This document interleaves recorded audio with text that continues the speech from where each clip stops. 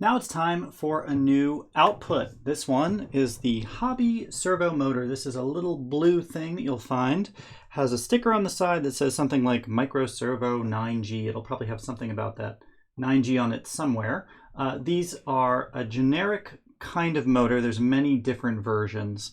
So this is, yours might not look precisely like this, but it should look basically like it. Let's just look at this thing first. Look inside the package, the best you're able to see, and you'll notice there are some electronics in there. So this is a case of another thing which has some brains in it. That's a big clue. There's something going on inside of its little mind. In fact, there's a little motor in the box. It's kind of difficult to see, but that's a little motor of the type that just spins continuously in one direction or spins continuously in the other direction. It's a DC, a direct current motor, but then attached to that motor are a whole bunch of little gears, and the output of the servo motor is here. This is called the output spline, and there are these little things that are called horns. You can actually push that horn into the spline, and if you do that, then you can turn it a little bit. Please be nice to it. If you push real hard, you will probably just break the motor. In a fight between you and this tiny little like $1 motor made of plastic, you are going to win. So don't push it too hard, but if you turn it a little bit, you'll be able to push those gears and hear them sort of turning. The way this motor works, or what this motor does rather, is not the same as a motor, for instance, that spins a fan in a bedroom or something like that. This is a different type of motor which has a very limited range of motion. In fact, it can only turn 180 degrees. So if you think of a circle, that's only half of a circle. So it can point something from there all the way through here anywhere you want to there. And we could call this 0 and that 180. So this is a motor that you would not use. Let's say you're making a little model car. You would not use this to power the wheels of the car to make it spin, because obviously that is only going to go a half turn, not so useful. But it is the kind of motor you'd use to steer the car, because the steering you want to turn a little left and then straight and then a little right and then straight. And in fact, it's called a hobby servo motor because little motors like this are used in remote control cars and boats and flying vehicles. And so it's built for the hobby market. That's why they're inexpensive and they're kind of all over the place. And we can buy them and include them in the kit very easily. If it weren't for the hobby market, it would probably be a specialty item and a lot harder to get a hold of at a good price. So you'll notice that there are 3 wires coming out of this, and the colors matter. So do pay attention to those colors. We're going to talk about the schematic view of this thing, which is pretty straightforward. I'm just going to draw a rectangle. I'm going to say Hobby Servo in the rectangle. And those 3 wires are the following. The red wire, that's the power. The black wire is the ground. And my schematic could note the colors. I could say red, could say black. And then there's that third wire. It actually might be brown in your case, black or brown. That third wire there, sorry, my video froze, is this kind of orange wire. And that is the signal wire. That is where the Arduino is going to tell the servo what to do. So I'll just write that sig, and that's yellow. Or it's actually kind of orange. I'll say orange.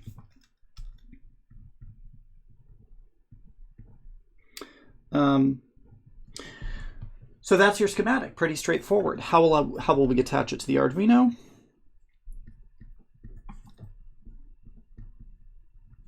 Well, maybe like you will guess, the power for the servo motor, 5 volts is perfectly fine for this. It will run it. The ground will go to ground.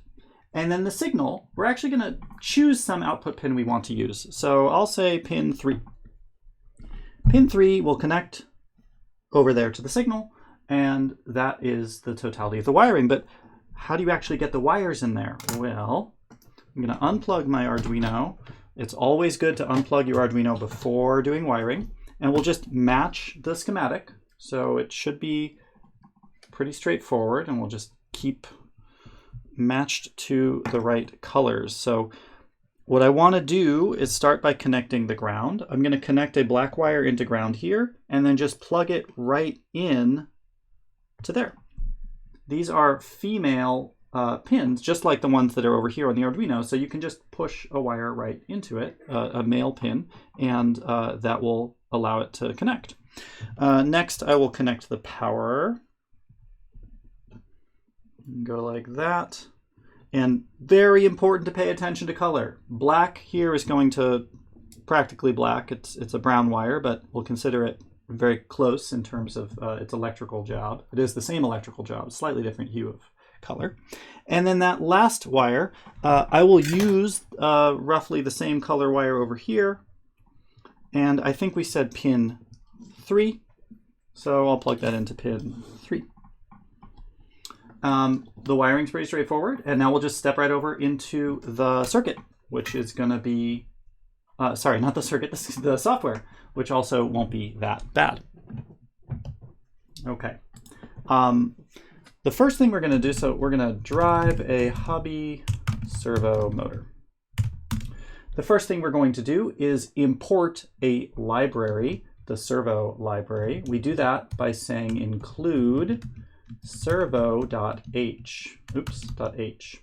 Now, we didn't have to download servo.h because this is one of the libraries that's built into the Arduino software. Some libraries are built in, not all that many. If you want to see which ones are built in, you could look under examples, and there are some different things here like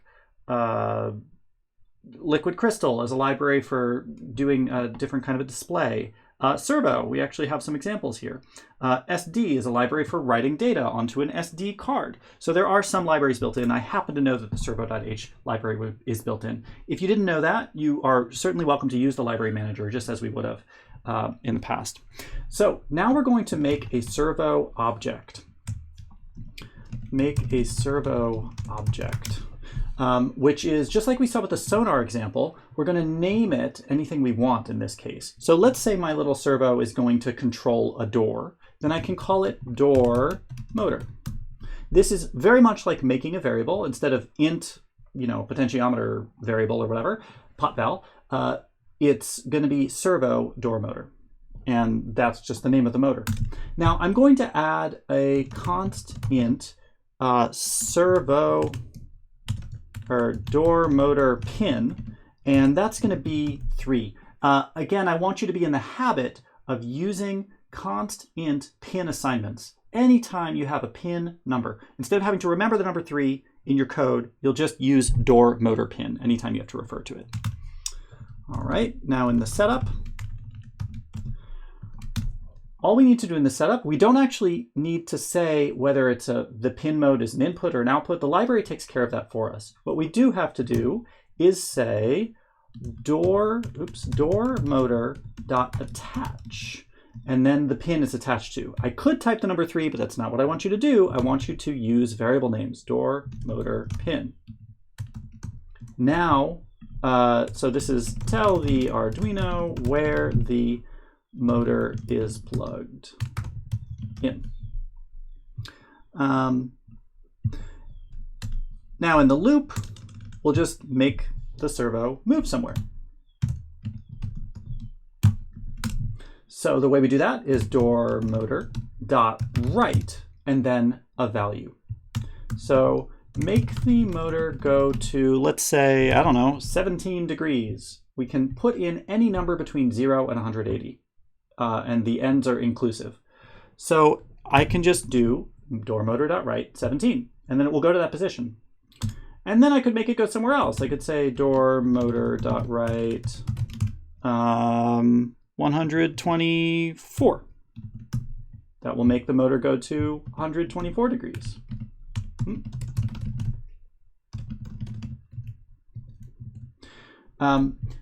So you might think, okay, we're done. Let's upload it and run it. Watch out. The servo is a physical thing. It's a real physical thing that's going to actually really physically move. If we tell it, go to this position, and then immediately afterward tell it, go to this position, and then immediately afterward tell it, go to this position. So we can turn on and off an LED very fast. That does not harm the LED. The LED doesn't really care. The servo motor is going to try to start going somewhere. It will be on its way to going there, and then you're going to tell it to go somewhere else. This would be the equivalent of me saying, stand up, sit down, stand up, sit down, stand up, sit down. You can't do it. It takes you a moment to stand up. It takes you a moment to sit down. And if I keep issuing commands while you're in the midst of your motion, it's going to screw you up. Similarly, the servo motor would start physically jittering, like shaking around if you were to tell it to do that. And it would not get to 17 or 124. It'd be stuck jittering somewhere in the middle. So give it some time to get there. How do we get a time? Give it a delay. Let's say a nice long delay, like I'll give it a whole second to get where it's going to go. This code, as written, is safe to upload because we're giving the servo motor plenty of time to get where it needs to go. Now, it doesn't mean you always need big long delays in any code you're running that has a servo in it. It just means it's something that you should be aware of. If you're telling it to go to 17 and then 18 and then 19, and if you're giving it time to get there, it's fine. But if you keep telling it to go to 0, 180, 0, 180, that's trouble. I'm going to plug this in and upload the code, and let's see if this motor works. Sure hope so. I'll upload. And there you go. It's twitching back and forth, going from one position to the other. Now, could you put variables in here instead of numbers? Absolutely. Just make sure that variable is between 0 and 180. Because if you tell the servo to go to some other number, you might have weird, unexpected results. And in fact, you might even harm the servo because you're telling it to do something it physically is not able to do. So do be wary of that. It's a really fun output, and I hope you enjoy it. It can do all sorts of cool stuff. It's a really versatile tool, and you can attach multiple servo motors to your one Arduino. So basically, the only restriction is that you're going to run out of power at some point. You might need to use some external power supply just to allow all those motors to move. But in software, it's really straightforward. Just give each servo a different name, and you're off to the races.